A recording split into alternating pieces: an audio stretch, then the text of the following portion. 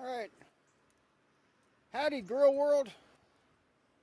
What we got going here, starting up some lump coal. I'm going to be smoking 6 pounds of choice Angus country style ribs. Making this video to hopefully help out anybody who's struggled with high temperatures or just temperature control in general. What we're doing here, I've got a full chimney load of lump coal.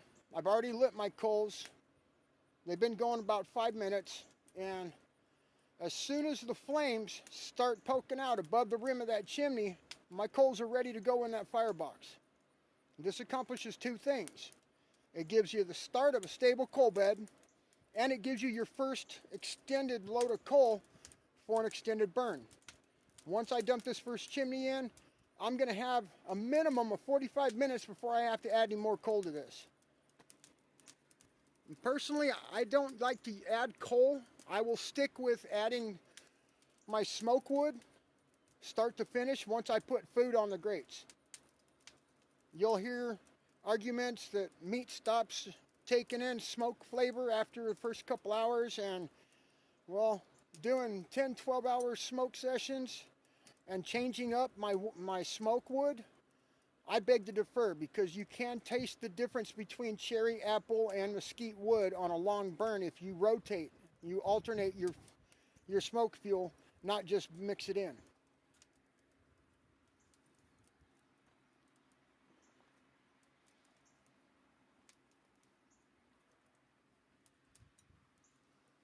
We're going to wait here for a few minutes, let these coals get up to par.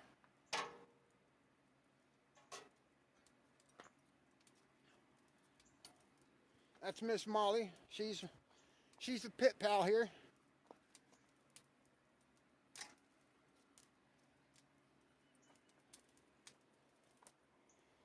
Take y'all off the tripod here for a second and show you up closer. Now you can see down inside those side vents, I've got hot coals just about halfway, but I don't have any flames popping out the top yet, so this isn't quite ready.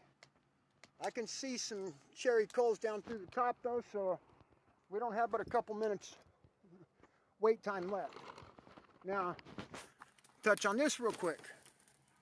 My vent, right there, my vent is about 3/8 of an inch open. That is the maximum I open my vent. And I do not close my dampener, my exhaust dampener at all ever while I'm cooking. The only time it gets closed, shut down in any way, is once my unit has cooled off and I don't want any wasps or rain getting inside my grill. If you close that exhaust dampener, what you do is you cut off the draw. There's no longer a siphon effect that's going to pull the air in through the firebox into the cook chamber and up out the smokestack. So you never want to have your exhaust anything less than wide open. I'm going to give you a complete demonstration here of how this works and how it happens successfully. We got the Longhorn combo, like said in the description. We're going to run our exhaust 100% open. We're not going to touch that in any way, shape, or form during this cook. And when I first put the coals on, I will close that 3/8 gap about halfway. And I'll explain why that is. What happens when you put your coals in there, if you open everything wide open, you're going to get a temperature spike, and you're going to wind up with too much of your coal igniting. So you're going to start off with too high of a temperature, too big of a heat source.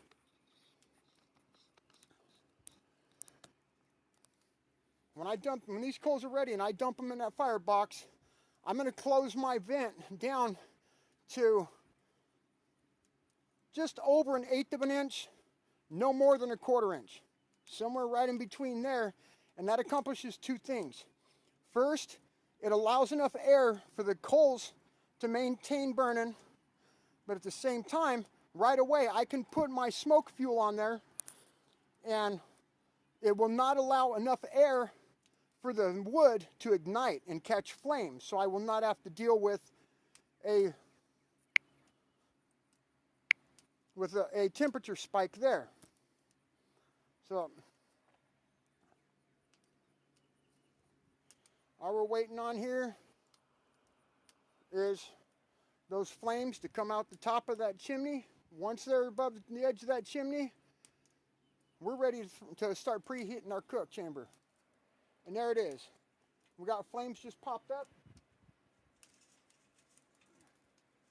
I don't know if you can see that. Flames just started to creep out, so here we go.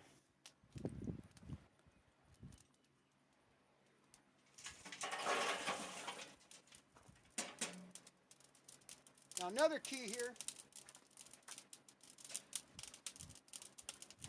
we do not want those coals to stay piled up, because what's going to happen is it's all going to ignite and we're going to wind up with too big of a heat source. It's fire control. It's all fire control. So we're going to spread them out, and we're going to get our hot coals, as much of it as we can, push to one end of it, and we're just going to leave a trail, just so that they're kind of piled on top of each other, so that the coals will slowly ignite as it burns. And that's it. That right there is it. Close the lid, come over here, bring this damper, just about 1/8 of an inch, about half the thickness of a pencil is all the airflow we need. Now I'm going to set the tripod here and let y'all watch how nice and steady and stable this temperature gauge rises. It's not going to spike, it's not going to peak out in a rush. This is going to be a nice, smooth, controlled preheat.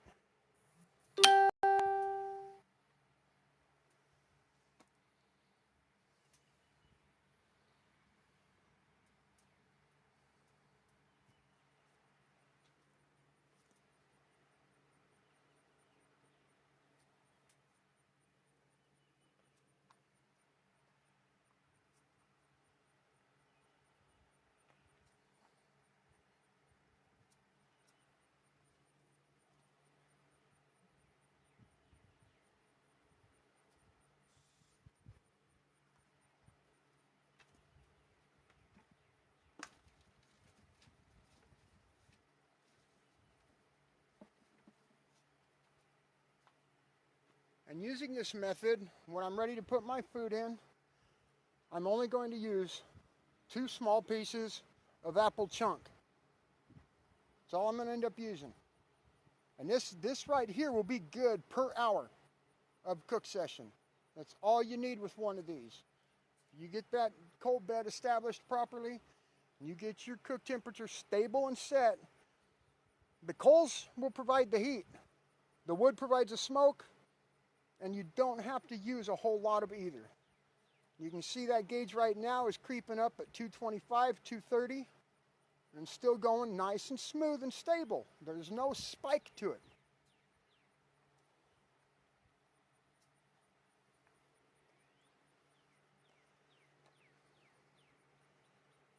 About 240.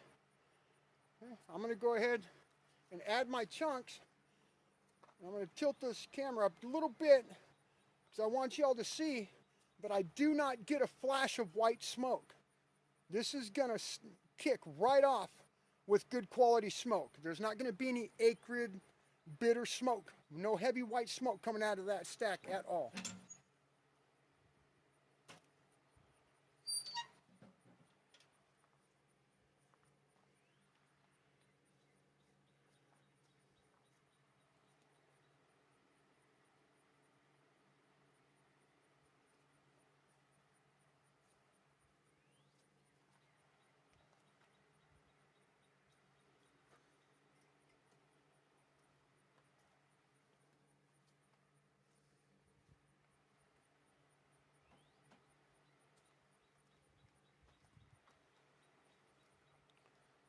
Slowly pump back up, 245. Creeping up on 250. And we've already got smoke rolling. And right from the start, it's a nice, light blue, good quality smoke. You can't even see it on the camera. I don't think it's even picking it up.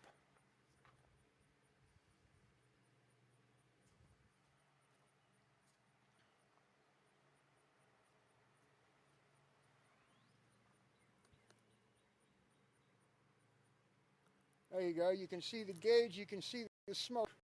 Nice light blue smoke. Perfect. Absolutely perfect. This is going to give you the utmost best flavor and smoke and performance out of your Longhorn combo or your Oklahoma Joe Highland or a Longhorn, period. And you see that gauge is still resting right around 250. And like I said in the beginning of this, that gauge can go all the way up to 275, 280, and our cook temperature at grade level is still going to be 250. And I will go in the house and grab my country ribs that I'm going to be smoking today, and I will go ahead and stick a digital thermometer probe in there so you can see what the grate level temperature is inside there compared to what this lid thermometer is showing.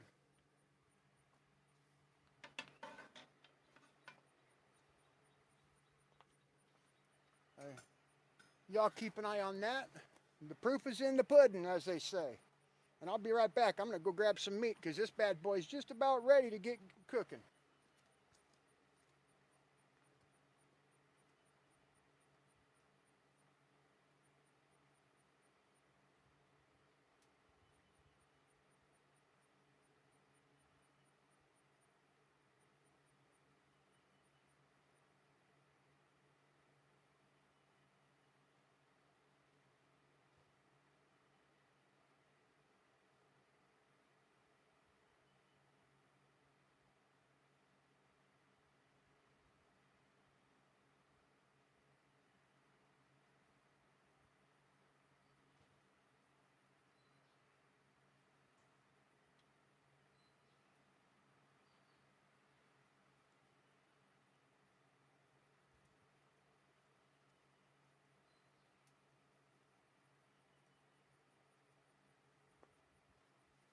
Look at that beautiful blue smoke.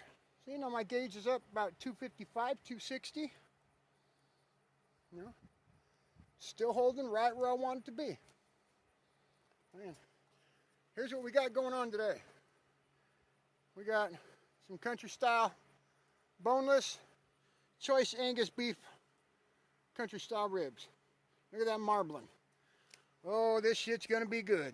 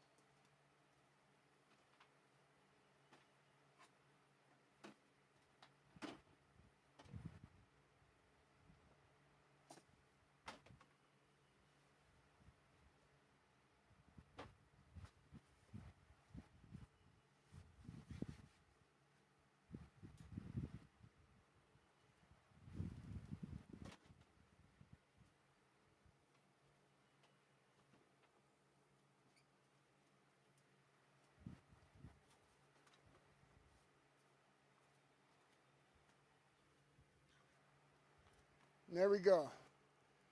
Right in the middle between 250 and 300 on the factory Oklahoma Joe thermometer. So,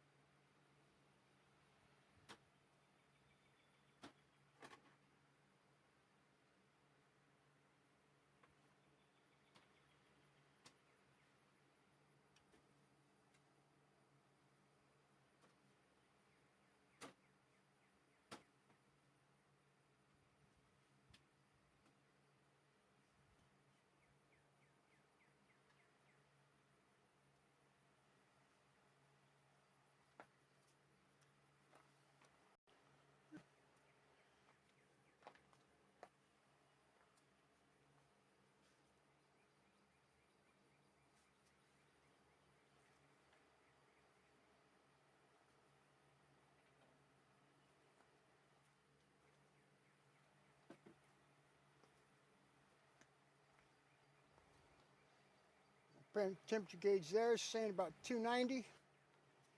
So let's go ahead and back the camera up a little bit.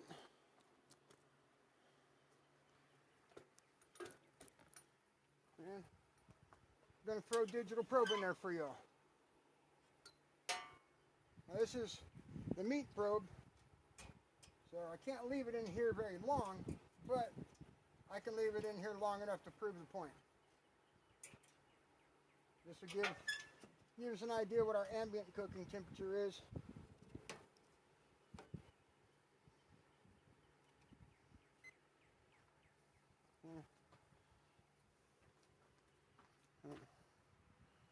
Make sure y'all can see this.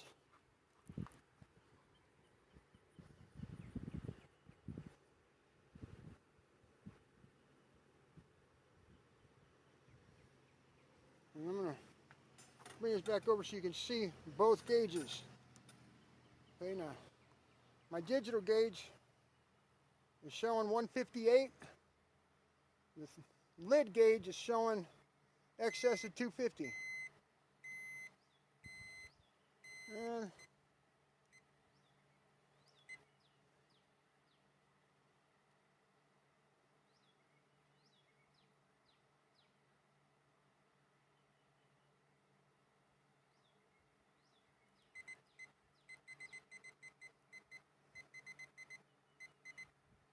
then we're going to set our target temp at 250. Now mind you, that bottom number, 194 degrees, is what it's showing me for my current ambient temperature. Okay, just jumped to 199. You look at that Oklahoma Joe gauge, and that sucker's saying 300. So right there, you're looking at 100 degrees difference. Okay, now we got 90 degrees roughly. 207 on the gauge, on the digital, 300 on the thermometer. We're just going to keep watching this.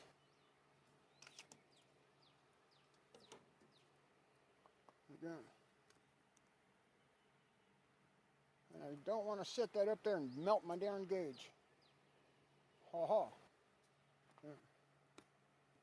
It's 300 there. Digital's at 217.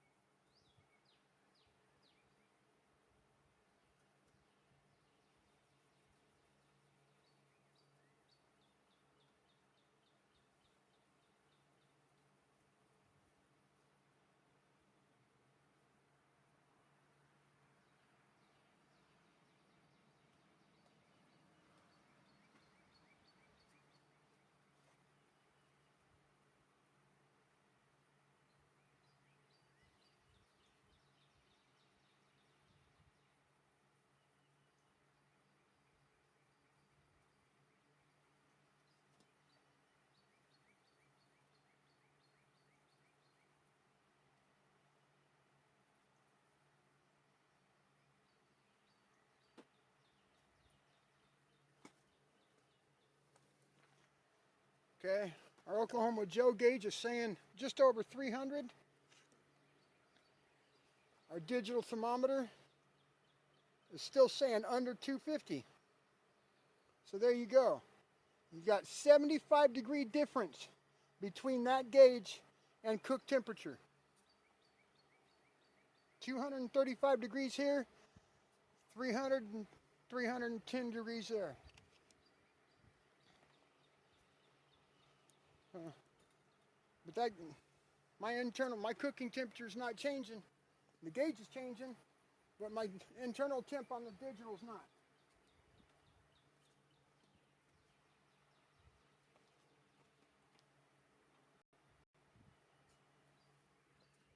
Well, we're going to call that a wrap. I'm throwing some meat in here. It's time to get cooking. And just so you know, there's no mods, no gaskets, no damper, no tuning plate, no nothing. This is straight out of the box Longhorn combo.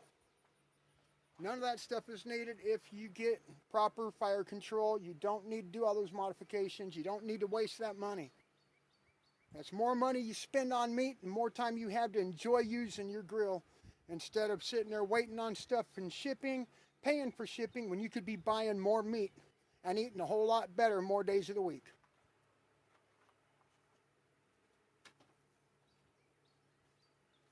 So, here's our platter.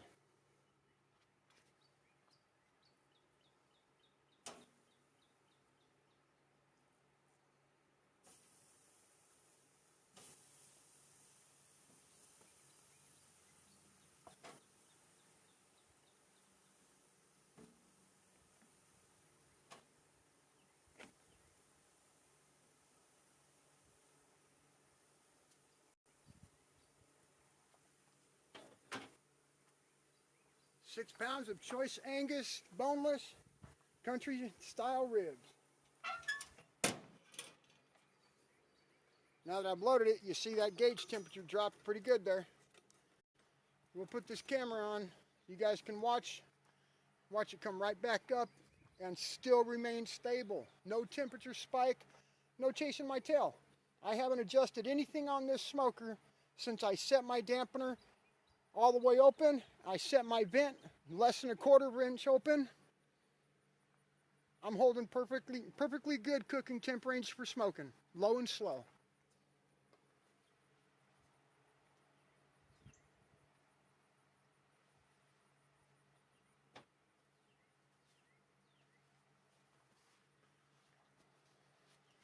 You know, it's a primitive cooking practice. Man, food, and fire. I don't mean that in a gender manner. You know, mankind. By all means, love to see women out there, you know, running smoker, running barbecue pit. You know, love to see kids out there, dads, moms. Man, get your kids involved. Teach them how to do this. It's fun. It's therapeutic. You know, it passes the time, and you know, it's very rewarding when you're done. You know, them kids can say what a good job they did cooking dinner, cooking lunch, cooking a special meal for the family and friends. Don't get no better than that. That's the kind of stuff the memories are made of that your kids will never forget.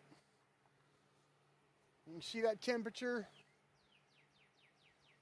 It's not spiking, it's not skyrocketing. It's gonna hold right there, right smack in the middle. Don't get no better than that. I hope this helped, you know, some of you, all of you, any of you.